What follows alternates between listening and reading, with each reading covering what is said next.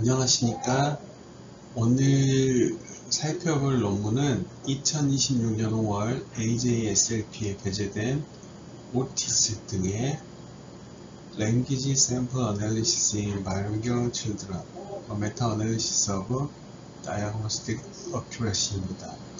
우리말로 생각을 해보면 이중언어 아동을 대상으로 한 언어표본 분석의 진단 정확도에 관한 메타 분석 정도가 되겠습니다. 이 논문은 제가 진행하고 있는 다문화이주배경 아동 대상 언어 발달 선별 연구와 맞닿아 있는 것들이 많기 때문에 특히 또 여러 측정치를 어떻게 조합해서 진단 정확도를 높일 것인가 하는 질문이 제 연구와 상당히 관련이 있어서 이 논문을 준비해 봤습니다. 먼저 이중언어 아동에서 발달성 언어장애 DLD를 진단하는 것이 왜 어려운지 배경이 나오고 언어표본 분석이라는 방법이 왜 대안으로 주목받아 왔는지가 나오고 이 연구의 방법론과 결과를 순서대로 나오고 마지막으로 디스커션과 또 그러면서 이제 제 연구와의 연관성을 한번 보는 것으로 하겠습니다. 먼저 백그라운드입니다. 이중언어 아동에서 발달성 언어장애 DLD를 식별하는 일이 왜 그렇게 어려운지부터 한번 살펴보겠습니다. 가장 기본적인 문제는 이중언어를 습득하는 과정에서 나타나는 특징들, 예를 들면 두 언어를 오감에서 사용하는 코드 스위칭이라든지 한 언어의 문법 구조가 다른 언어 산출에 전이되어 나타나는 오류들, 이런 것들이 실제 언어장애의 증상과 표면적으로는 매우 유사하게 보이기 때문입니다. 그래서 임상가 입장에서는 이게 정상적인 이중언어 발달 과정인지 아니면 진짜 DLD가 문제가 있는 건지 구별하는 것이 쉽지가 않습니다.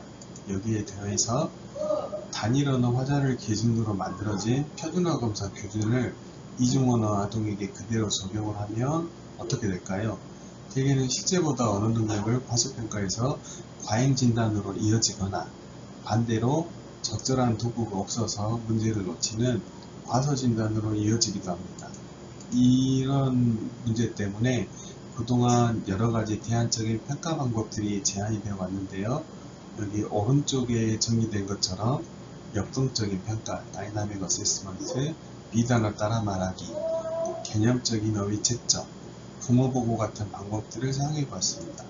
이것들을 각각 메타 분석까지 이루어질 정도로 연구가 추적되어 있는데 상대적으로 언어표본 분석 LSA는 이 분야에서 주목을 덜 받아왔고 연구가 적었던 영역이라고 되어 있습니다.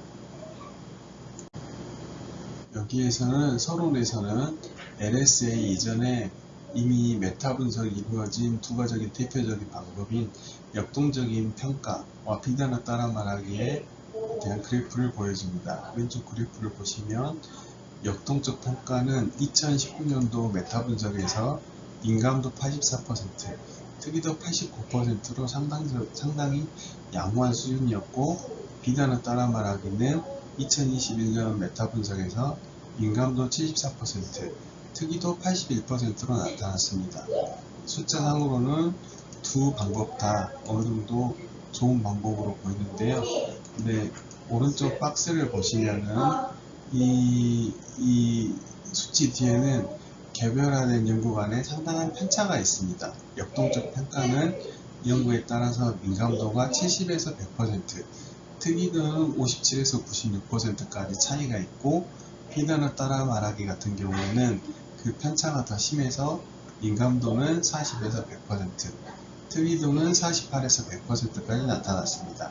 즉, 이 이야기는 평균을 냈을 때 평균적으로 괜찮다는 것과 어떤 상황에서도 이게 믿을 만한 신뢰로 온 도구이다라는 전혀 다른 이야기라는 것입니다.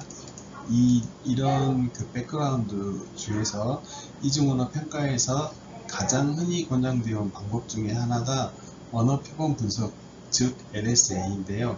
LSA에 대해서는 정작 이런 종합적인 진단 정확도 메타 분석이 이루어진 적이 없다는 것이 이 연구 저자들이 그 문제 제기를 하는 것이었습니다.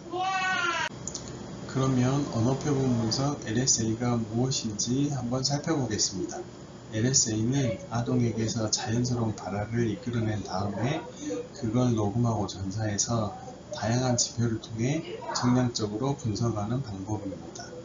표준어 검사처럼 정해진 문항에 답하는 것이 아니라 실제 아동의 언어 사용에 가까운 산출을 보는 것입니다.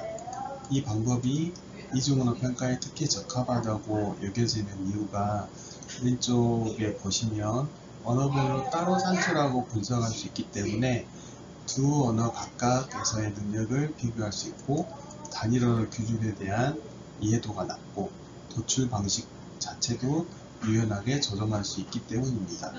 오른쪽을 보시면은 실제 도출에 쓰는 과제 유형들인데요.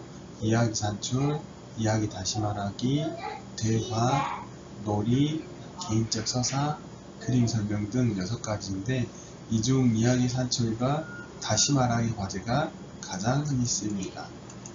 그리고 아래쪽에는 이 논문이 채택한 2022년 분류체계를 정리를 했습니다. LSA에서 산출되는 지표들은 형태 동사 정확성, 형태 동사의 길이, 형태 동사의 정교성, 의미, 담화 생산성, 이야기 거시구조 이렇게 6가지 언어 영역으로 분류됩니다. 예를 들면 MLUW 즉 낱말 단위 평균 발화 길이는 형태 통사기 영역에 속하고 서로 다른 낱말 수인 NTW는 의미 영역에 속하는 식입니다. 이 분류가 이후에 계속 나오니까 이것은 기억을 해두시면 도움이 되겠습니다. 이 연구 저자들이 제기한 문제 제기는 이쪽에 제가 말했던 것처럼 기존 LSA 진단 정확도 연구 절대 다수가 단일 언어 화자를 대상으로 이루어졌다는 점입니다. 2022년 라모스 등이 검토한 28편 영어 LSA 연구 중에 이중언어 아동을 포함한 연구는 단 2편에 불과했습니다. 그러니까 우리가 흔히 LSA는 편향이 적어서 이중언어 아동에게 좋다고 말할 때 그 근거 자체가 사실 이중언어 아동을 대상으로 충분히 검증된 게 아니었다는 말이 됩니다. 이 문제를 저자들은 3가지 연구 질문을 설정을 했습니다. 첫 번째는 기술적인 질문인데 이중언어 아동의 DLD 진단 정확도 연구들에서 실제로 어떤 도출 방법과 측정치들이 사용되어 왔는지 정리하는 것입니다. 두 번째로 이게 이 연구의 핵심적인 부분인데 여러 LSA 측정치들 가운데서 어떤 것들이 실제로 진단 정확도가 높은지 살펴보는 것입니다. 그리고 세 번째 연구 문제는 LSA를 다른 평가 방법들과 함께 통합해서 사용했을 때 LSA 단독으로 사용했을 때보다 더 정확한지 검증하는 것입니다. 연구 방법을 보겠습니다. 먼저 문헌 검색 절차를 프리즈마 흐림도로 정리를 했는데 왼쪽은 데이터베이스 검색 경로, 오른쪽은 역방향, 순방향 검색 경로입니다. 데이터베이스 검색은 5개의 데이터베이스를 대상으로 2023년 4월까지 출판된 문헌을 검색을 했고 이중언어 DLD, 언어표본 관련 검색어 조합을 사용을 했습니다. 그 결과 737건이 검색이 됐고 중복을 제거한 520건을 졸업 단계에서 스크리닝을 했습니다. 이 중 389건이 제외됐고 131건이 전체본 검토 대상이 됐고 최종 7편이 선정 기준을 충족했습니다. 오른쪽의 역방향, 순방향 검색은 데이터베이스 검색으로 찾은 논문들의 참고 문헌을 뚫는 역방향 검색과 그 논문들을 인용한 문헌을 찾는 순방향 검색을 결합한 것인데 이 경우에서는 총 1557건이 확인이 됐고 중복을 제거하고 최종 2편이 추가로 확인이 되었습니다.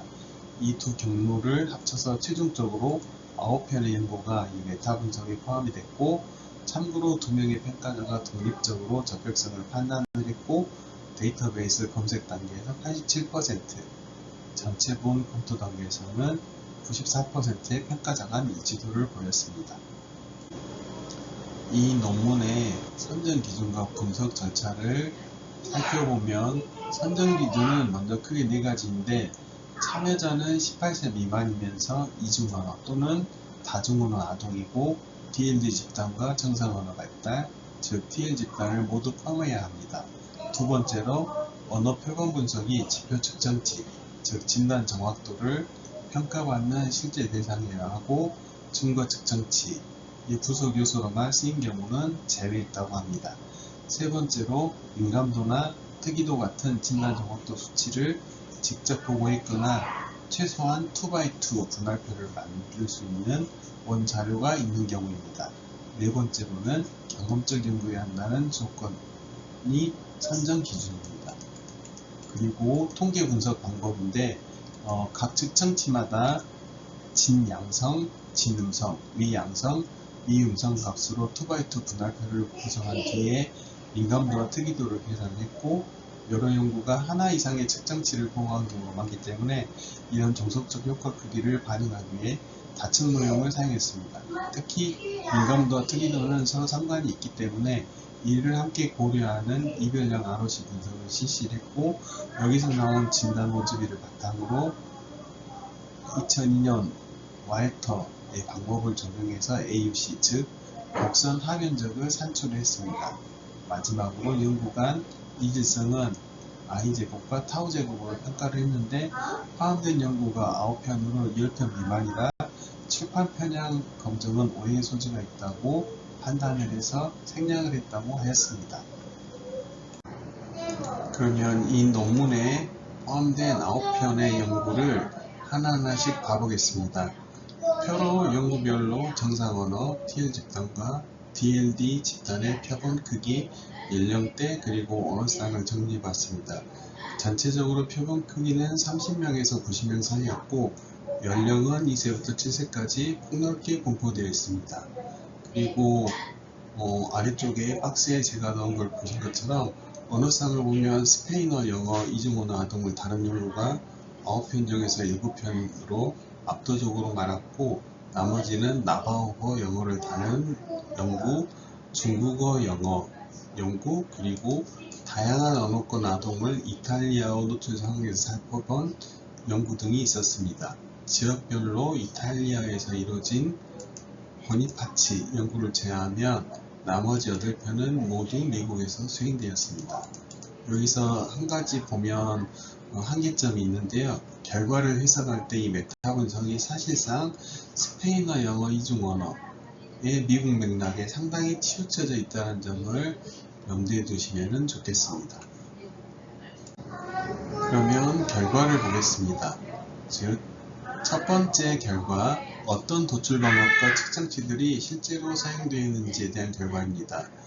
여기 위에서부터 보시면은 9편의 연구에서 총 18개의 고유한 LSA 측정치가 보고되었고 이들은 앞에서 소개한 6개 언어 영역에서 걸쳐서 분포합니다. 가장 많이 보고된 단일 측정치는 MLUW, 즉 낱말 단위 평균 발화 길이로 5편의 연구에서 사용되었습니다. 도출 과제 유형별 빈도를 보면 이야기 다시 말하기가 5편으로 가장 흔했고 이야기 산출이 3편이었습니다. 2편의 연구가 원격 의료 플랫폼을 통해서 진행됐다는 것은 흥미로운 점이고 이것은 코로나19 이후 임상현상의 변화를 반영하는 것일 수 있겠습니다. 여기 오른쪽을 보시면 오른쪽은 도출 언어 분포인데요. 모국어인 L1으로 도출한 연구가 5편이었고 이것들은 전부 스페인어였습니다.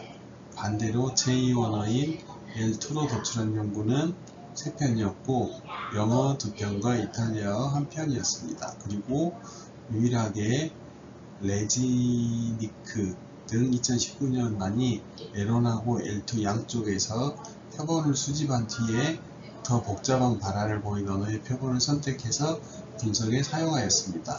이렇게 도출된 언어가 갈리다 보니까 자연스럽게 어떤 언어로 도출을 했느냐가 진단 정확도에 영향을 미치는가 라고 이 저자들은 또 생각을 하게 됐고, 이것이 뒤쪽에 중재 분석에서 다시 한번 나오게 됩니다. 두 번째인 제가 생각하기에는 이게 중요하다고 생각이 되는데, 진단 정확도에 대한 결과입니다. 먼저 모든 단일 LSA 측정치를 통해서 전체 수치부터 봐보겠습니다. 전체 민감도는 70%, 95% 신뢰 구간에서는 57에서 83% 사이였습니다. 특이도는 83%로 신뢰 구간은 79에서 86까지였고요. AUC, 즉 ROC의 곡선 하면적은 0.81로 신뢰 구간 0.79에서 0.83 사이였습니다.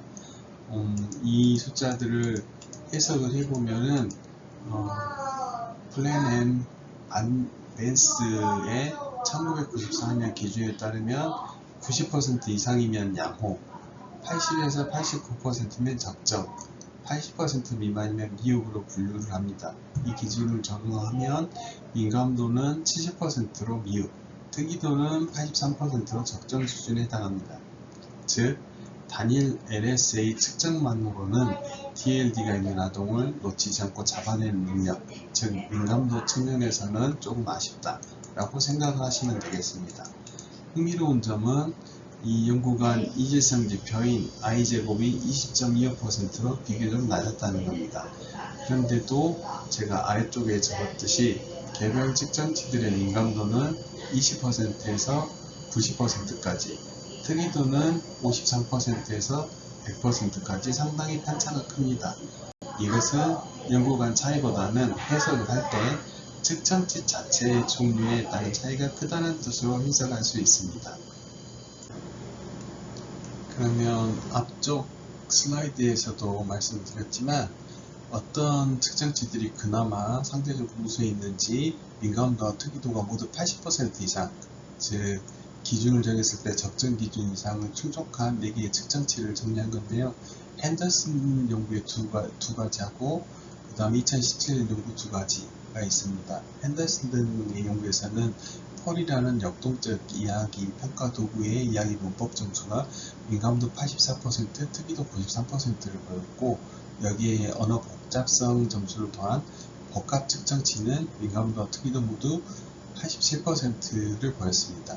그리고 그 밑에 연구를 보시면은, 그 밑에 연구는 의사소통 단위당 문법 오류 수의 어휘 다양성 지수 D를 결합했을 때 민감도가 85%, 특이도가 90%, 종속절 지수를 결합했을 때는 민감도가 85%, 특이도 80%를 보였습니다. 여기에서 그 핵심적인 것 2가지를 보면은, 첫 번째로 이 4개의 측정치 중 어느 것도 민감도와 특이도 모두 90% 이상, 즉 양호 수준까지는 아니다 라고 알 수가 있고, 둘째, 더 중요한 것은 4가지 중 3개가 단일 지표가 아니라 2개 이상을 결합한 복합 측정치였다는 것입니다. 유일하게 단일 측정치였던 펄, 첫 번째 것은 이야기 문법도 사실은 표준화된 역동적 평가도구에서 나온 것이라 순수하게 자연스러운 자바라 하나만 가지고 산출한 지표는 아닙니다.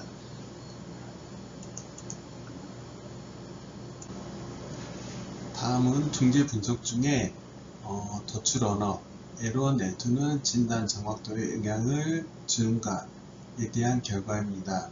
첫 번째로 도출 언어의 효과를 보면, 이중언어 평가에서 항상 논쟁이 되는 게 모국어인 L1으로 도출을 해야 되는가, 아니면 주류 언어인 L2로 도출해도 괜찮은가 라는 것입니다.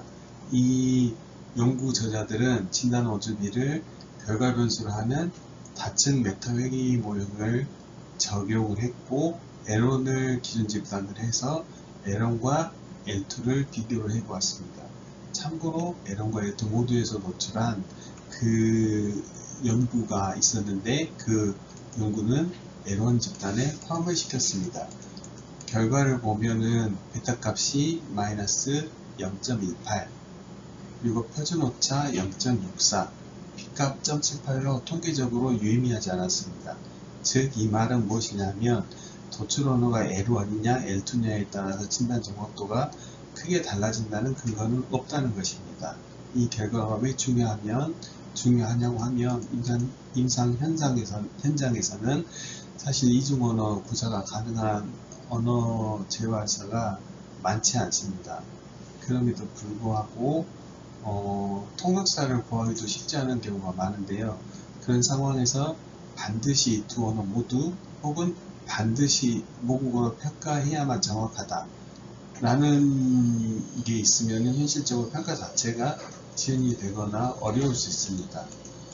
하지만 이 연구 결과를 보면 적어도 진단 정확도라는 측면에서는 L2 단독 독출도 하나의 현실적인 대안이 될 수 있다 라는 근거를 제공을 합니다. 다만 이 연구 저자들도 이야기를 했듯이 두 언어 모두에서 평가하는 것이 여전히 최선의 방법이다 라고 이야기를 하고 있습니다. 연구 문제 3번의 결과를 보시면은 이것이 개인적으로는 제일 핵심적인 것 같은데요. LSA를 다른 평가 방법과 통합을 했을 때 정말 더 정확해지는가? 라는 질문이었습니다. 이것은 제 연구 주제하고 비슷한 저도 KBST의 KBPR을 결합을 했을 때 더 충분 설명력이 있는가? 라는 보기 때문에 비슷하다고 볼 수 있는데요. 왼쪽 그래프를 보시면 확연하게 차이가 있는 것을 알 수 있습니다. LSA 단독으로, 그러니까 단일 측정치와 복합 측정치를 합친 결과는 민감도가 70%, 특이도가 83%였다고 앞에 나왔고 여기도 그렇게 설명이 되어 있는데요. 그런데 LSA의 표준화 검사나 부모보고 같은 다른 평가 방법을 결합한 통합 측정치는 민감도가 90%, 특이도가 90%로 대폭 상승을 했습니다.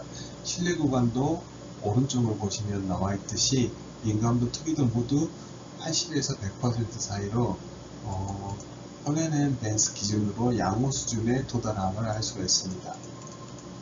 이 차이가 그냥 나온 것이 아니라는 것을 통계적으로도 확인할 수가 있습니다. 통합 측정치와 LSA 단독 측정치를 비교하는 중재 분석에서 베타 값은 1.97, 표준 오차는 0.5, P값은 0.0001 미만으로 매우 유의했습니다. 즉, 이 말은 통합 측정을 하게 되면 LSA 단독보다 유의미하게 더 높은 진단 정확도를 보인다 라는 것이 통계적으로 뒷받침된 것입니다. 이 연구 논문에서는 통합 측정 장치가 국제적으로 어떤 조합으로 이루어졌는지 4개의 연구 사례를 보여주고 있는데요. 보니파치 등 2020년도의 한 연구를 보면은 BVA라는 이탈리아 표준화 언어 검사의 이야기 지표에 표준화된 형태동사 모의 검사와 부모 보고를 결합을 해서 조합에 따라 민감도가 85에서 100%, 특이도가 89에서 91%를 보였습니다. 2019년도 다른 연구에서는 MLUW의 이중언어용 표준화 검사인 베사를 결합을 해서 민감도 100%, 특이도 93%라는 수치를 얻었고요. 그 다음에 2016년도 연구에서는 어휘 다양성 지표인 NDW에 부모보고를 더해서 민감도 86%, 특이도 93%를 1998년도 좀 오래된 연구지만 이 연구에서는 T 유니트당 오류수의 부모보고를 더해서 민감도 91%, 특이도 100%를 보였습니다. 이 네 연구 논문에서 공통적으로 발견되는 패턴을 아래쪽에 제가 정리를 했는데, 첫 번째로 복잡한 다중 배터리가 아니더라도 LSA 지표 하나에 부모보고나 표준화 검사 하나만 더해도 민감도나 특이도가 나타난다는 점입니다. 그리고 두 번째로 부모보고가 세 논문에서 공통적으로 등장하는데, 부모보고는 상대적으로 시간하고 비용이 부담이 적은 정보원이라는 점에서 임상현상에서 적용하기 좋은 조합이라고 할 수 있습니다. 셋째, 리스트레토 연구에서는 가족력 정보를 추가로 넣어도 정확도에 변화가 없다는 점도 흥미로운데, 이는 무조건 정보를 많이 합칠 수 없다는 게 아니라 어떤 정보를 결합하느냐가 중요하다는 것을 알 수 있습니다. 저자들은 이 메타 분석에서 위험 편향도 평가를 했는데요. 전반적으로 표본 크기 30명 이상을 충족한 연구가 89%, 타당하고 신뢰할 수 있는 증거 측정치를 사용한 연구도 89%, 신뢰도를 보고한 연구도 89%로 이 세 가지는 비교적 양호했습니다. 다만 양 집단의 동일한 증거 측정치를 사용한 연구는 78%로 조금 낮았습니다. 그러면 하지만 문제는 그 아래쪽에 있는 세 가지 항목인데요. 독립적인 검사, 즉 연구자가 DLD 진단 과정에서 직접 관여하지 않고 검사한 연구는 33%였고, 맹검, 그러니까 검사자가 아동의 임상적인 상태를 모른 채 언어 표본을 도출하거나 전사한 연구도 33%, 그리고 가장 심각한 것은 일반 인구 전체를 대표하도록 표집하는 원게이트 설계를 사용한 연구가 단 한 편도 없었습니다. 모든 연구가 그렇다는 말은 모든 연구가 이미 DLD로 의심이 되거나 진단된 아동과 정상 발달 아동을 미리 나누어서 모집하는 투게이트 설계를 사용했다는 점입니다. 이것이 왜 문제가 되냐 하면 투게이트 설계는 두 집단 간 차이를 인위적으로 뚜렷하게 만들어서 실제 임상 현장에서, 그러니까 즉 언어 능력이 어찌 보면 이렇게 연속적인 스펙트럼 상에서 분포하게 되는데, 그런 일반 인구에 적용했을 때보다는 진단 정확도를 과대 추정할 위험, 즉 이미 두 개로 나뉘어져 있기 때문에요. 그리고 스펙트럼 편향을 나올 수 있습니다. 즉 오늘 앞쪽에서 보고한 민감도 70%, 특이도 83% 같은 수치도 실제 임상 현장에서는 스펙트럼 상에서 보기 때문에 이보다는 더 낮게 나타날 가능성을 두고 해석을 해야 한다는 뜻입니다. 이 연구 논문의 임상적 함의를 크게 네 가지로 요약을 해보면, 첫 번째로 가장 중요한 것은 LSA 단독 진단 도구로는 불충분하다. 오늘 본 것처럼 단일 측정치의 민감도는 미흡 수준이었고, 표준화 검사나 부모보고 같은 다른 도구와 결합을 했을 때 또 양호 수준까지 도달했습니다. 그러니까 LSA 결과만으로 이 아이가 DLD다, 아니다, 이렇게 진단을 내리는 것은 위험하다는 뜻입니다. 두 번째로 가능하면 두 언어 모두에서 도출하는 것이 여전히 권장되긴 하지만, 정확도라는 숫자만 보면은 그 도출 언어가 L1이든 L2든 차이가 없었지만, LSA가 가진 진짜 강점은 언어별로 아동의 능력을 따로 파악을 해서 교차언어적 프로파일을 만들 수 있다는 데 있습니다. 이것은 정확도와는 다른 별개적인 인상적인 가치라고 볼 수 있습니다. 세 번째로 도출 과제는 아동의 연령이나 언어 노출 배경, 그리고 평가 목적에 맞게 선택해야 합니다. 예를 들면 어린 연령이라면 놀이반 과제가, 학령기라면 이야기 다시 말하는 과제가 더 적합할 수 있겠습니다. 네 번째로 만약 목적이 조기선별이라면 절단점을 설정해서 민감도를 우선시하는 전략을 고려할 필요가 있겠습니다. 조기선별의 목적은 놓치는 아이를 최소화하는 것이기 때문에 특이도를 다소 이렇게 좀 낮게 하더라도 민감도를 높이는 방향으로 절단점을 선택을 하는 것이 합리적일 수 있습니다. 이 저자들이 말한 메타 분석 자체의 제한점을 먼저 살펴보면, 가장 근본적인 제한점은 포함된 연구가 9편에 불과하다는 겁니다.